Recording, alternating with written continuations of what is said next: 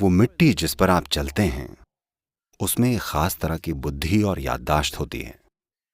इसलिए अगर आप कंक्रीट की बिल्डिंग में भी रह रहे हैं तो भी ये जरूरी है कि आप उस धरती से जुड़े रहें जिस पर आप जीते हैं। अपने